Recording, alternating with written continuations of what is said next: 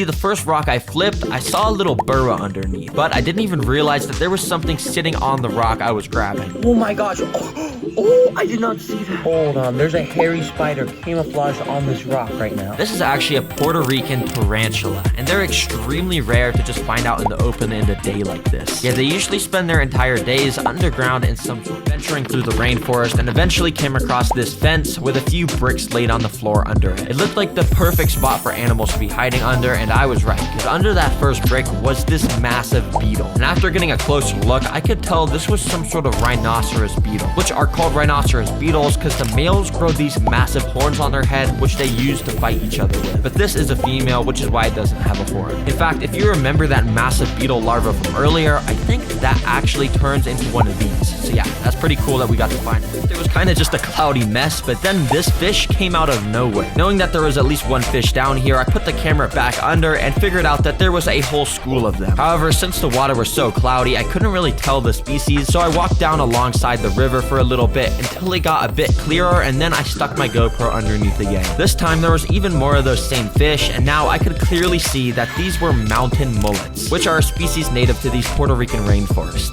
You see, this species is really cool because they actually are born in oceans, and once they're born, they swim up the rivers into Puerto Rico to get to these remote rainforests. You can see I was getting pretty near the end of the trail, and underneath some of the final objects, I was finding no new animals. And eventually, it got time to flip object 100, so I looked around for the best thing to flip. And while I was exploring, I actually came across this dirt area with this metal piece of trash in the middle. Of course, I looked inside of it to see if there was anything, and I didn't see anything at first, but for some reason, I decided to turn on my phone flashlight to double check. And that's when I found this. It's a scorpion. And not only was there that, because when I moved the trash to get a better angle at the scorpion, I found a second scorpion also on the walls of this trash. These are Puerto Rican bark scorpions, and they've actually got pretty painful stings. Bro, this is so insane. This whole time I've been trying to find scorpions, and literally on object 100, this is where the scorpions are. Well, hey, I'm not complaining because I've packed something in the backpack specifically for if I found these guys, and it's a flashlight. Now, you may already know this, but if you turn on the flashlight and go through the modes or